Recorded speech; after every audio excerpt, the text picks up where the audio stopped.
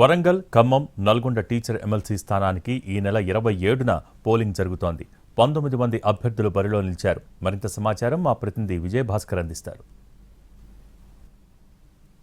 అధికార యంత్రాంగం అన్ని ఏర్పాట్లు చేసింది. 25,797 మంది ఓటర్లు తమ ఓటు హక్కును వినియోగించుకునే విధంగా దాదాపుగా 191 మండలాల్లో 200 పోలింగ్ కేంద్రాలు ఏర్పాటు చేయనున్నారు. దీనికి సంబంధించి అధికార యంత్రాంగం ఇప్పటికే 3 దఫాలుగా శిక్షణ కార్యక్రమాలు ముగించింది. పోలింగ్ ప్రక్రియ పూర్తిగా సజావుగా సాగే విధంగా కొత్త 12 జిల్లాలకు సంబంధించిన అధికార యంత్రాంగంతో ఎప్పటికప్పుడు కూడా కోఆర్డినేట్ చేసుకుంటున్న పరిస్థితి చాలా స్పష్టంగా ఉంది. 27వ తేదీన 8 గంటలకు పోలింగ్ ప్రక్రియ ప్రారంభం కానుంది.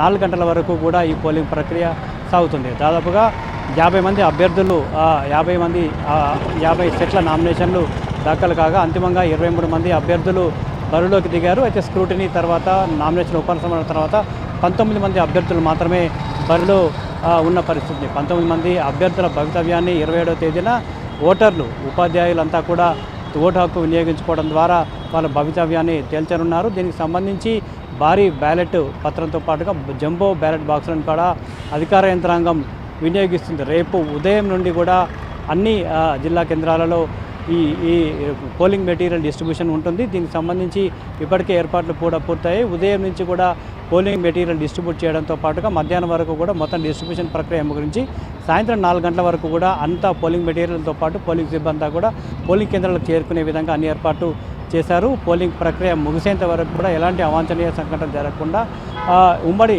3 జిల్లాలకు సంబంధించి ఉన్న కొత్త 12 జిల్లాల అధికార యంత్రాంగంతో ఎప్పటికప్పుడు రిటర్నింగ్ అధికారి సమన్వయం చేసుకుంటున్న పరిస్థితి. ఇటు పోలీసుతో పాటుగా రెవెన్యూ అధికారులతో పాటు ఎన్నికల అధికారులతో ఎప్పటికప్పుడు మానిటరింగ్ చేస్తున్న పరిస్థితి. ప్రతి పోలింగ్ కేంద్రం వద్ద కూడా పూర్తిగా వెబ్కాస్టింగ్ ద్వారా పోలింగ్ ప్రక్రియ అయితే కొనసాగుతుంది. ఇప్పటికే రాజకీయ పార్టీలతో కావచ్చు, ఎన్నికల బరిలో ఉన్న అభ్యర్థులతో ఒక సమావేశం కూడా ఏర్పాటు చేశారు. ఎన్నికల ప్రచారానికి సంబంధించిన నిబంధనలు కావచ్చు, పోలింగ్ సంబంధించిన నిబంధనలు కావచ్చు, కౌంటింగ్ సంబంధించిన నిబంధనలు అన్నీ కూడా ఆయా అభ్యర్థులకు సంబంధించిన ఏజెంట్లకు ఇప్పటికే రిటర్నింగ్ అధికారి స్పష్టం చేశారు. ఎక్కడ కూడా ఉల్లంఘనలు పాల్పడినా, ఎన్నికల్లో ఇబ్బందులు కలిగించినా, పోలింగ్ ప్రక్రియకు విఘాతం కలిగించిన కఠిన చర్యలు తప్పవని కూడా రిటర్నింగ్ అధికారులు హెచ్చరిస్తున్న పరిస్థితి ఉంది. కెమెరామెన్ బాలుతో విజయభాస్కర్, ఎన్టీవీ.